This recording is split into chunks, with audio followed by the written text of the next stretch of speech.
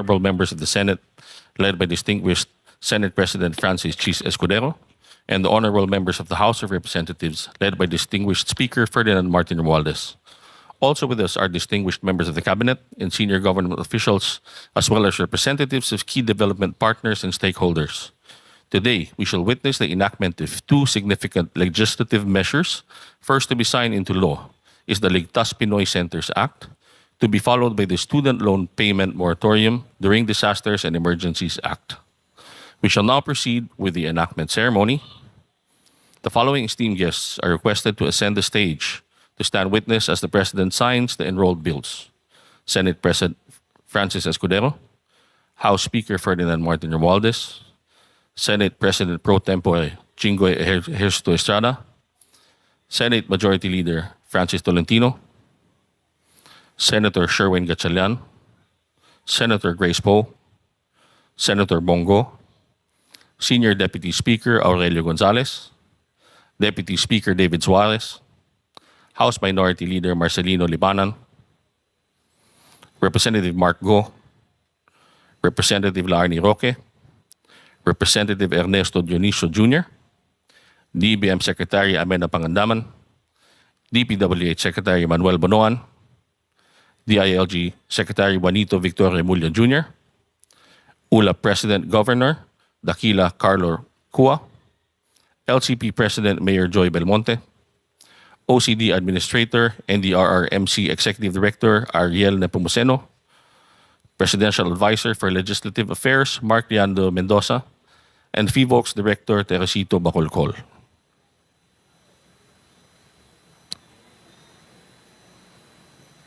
May we request the President to please ascend the stage and approach the presidential table.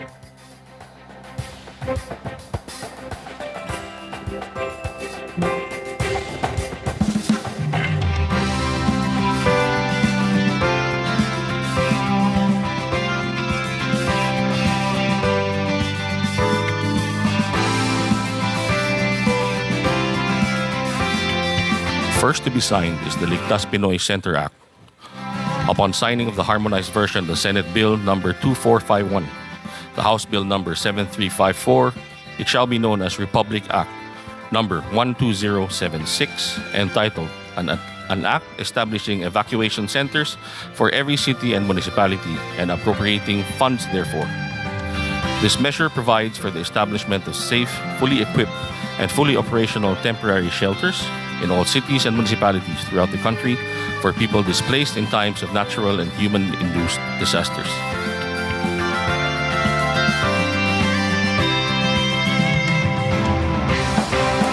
Thank you, Mr. President.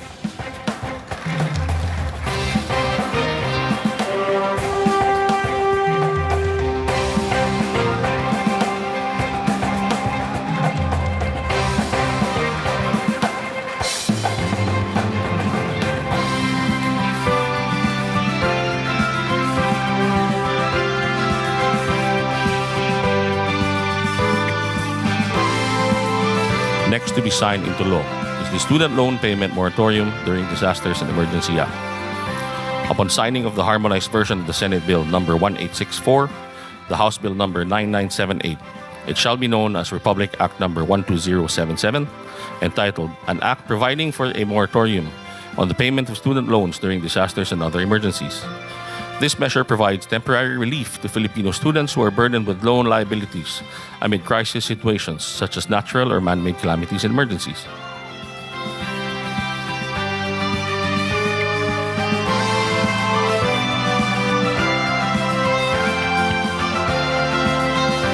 Thank you, Mr. President.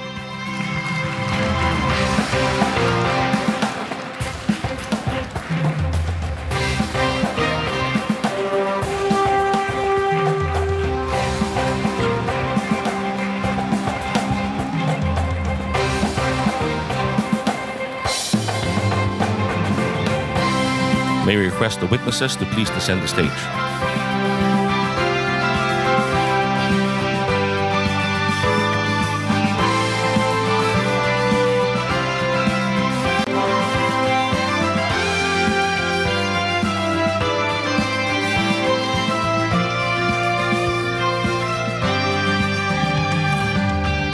Ladies and gentlemen, the President of the Republic of the Philippines, His Excellency Ferdinand R. Marcos Jr.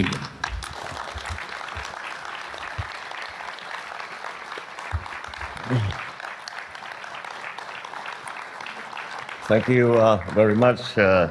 Please take a seat. Senate President Cheese Escudero and the honorable members of the Senate, House Speaker Martin Romualdez, and the members of the also honorable members of the House of Representatives, and the members of the Cabinet who are with us here this morning, the officials and the stakeholders from various universities and colleges, my fellow workers in government, distinguished guests, ladies and gentlemen, good morning. Last October, our country had the distinct honor of hosting the 2024 Asia-Pacific Ministerial Conference on Disaster Risk Reduction.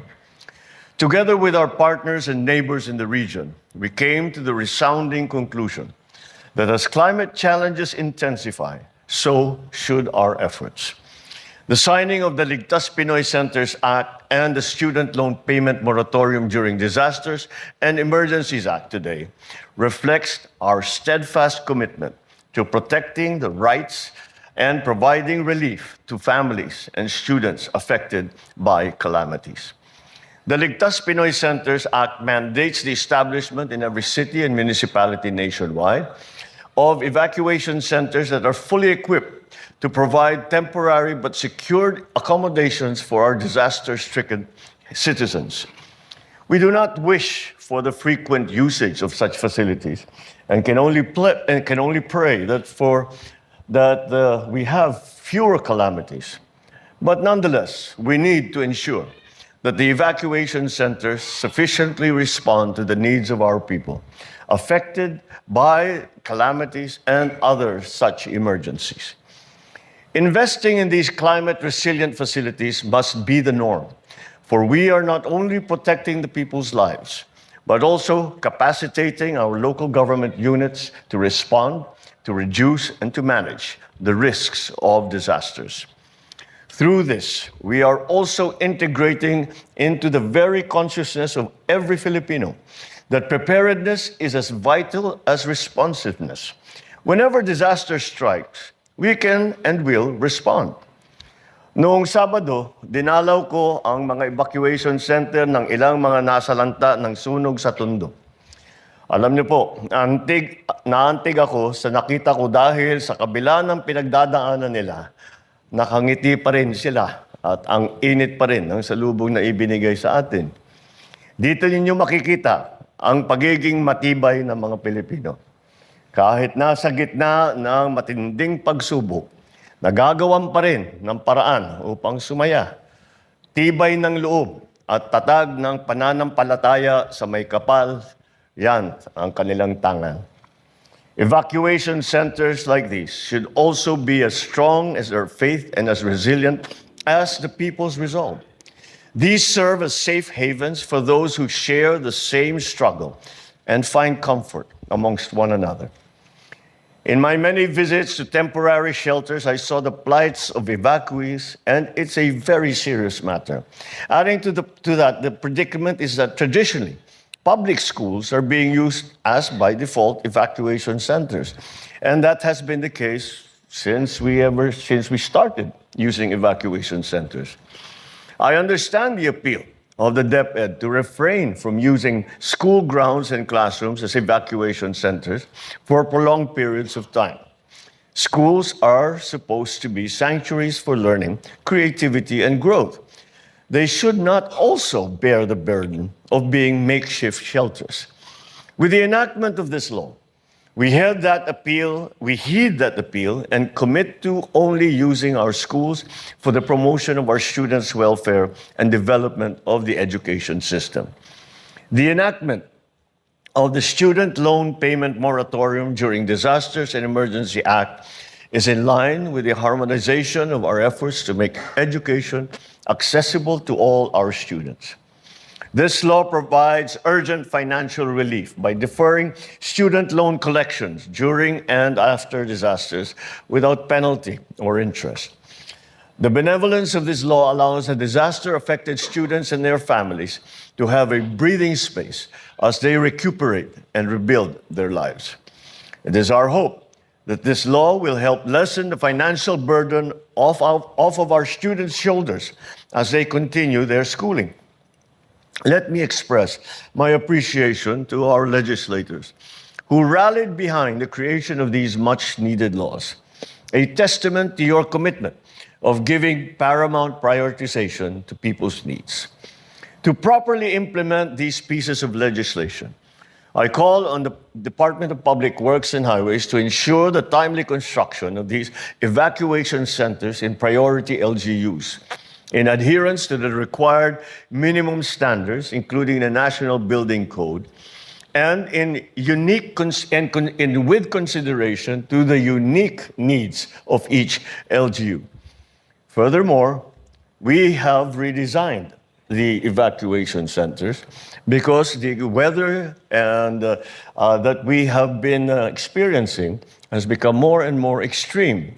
And we have our evacuation centers are rated to survive a very 130 kilometers per hour winds, whereas we have seen in the past few weeks that these are way below the strength of the storms that we have been experiencing.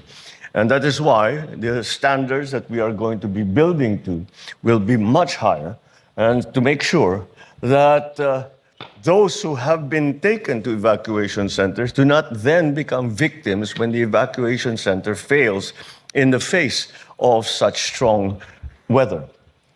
So to the CHED and to TESDA, extend all forms of necessary and reasonable assistance to our students. Ensure that the financial hardship of our disadvantaged students will not hinder them from completing their education. To all LGUs, especially those located in calamity-prone areas, I urge you to keep your constituents informed with your disaster resilience strategies and plans. Let us together accelerate our efforts and offer more innovative solutions that aim to offer refuge and provide ease to our fellow Filipinos, especially in times of such crises. Let these new laws lead us to become a truly disaster-responsive, bagong Pilipinas, one that reflects the innate strength and resilience of the Filipino people. Maraming salamat po. Mabuhay ang bagong Pilipinas. Magandang umaga sa inyo. Thank you, Mr. President. May we request the President to kindly...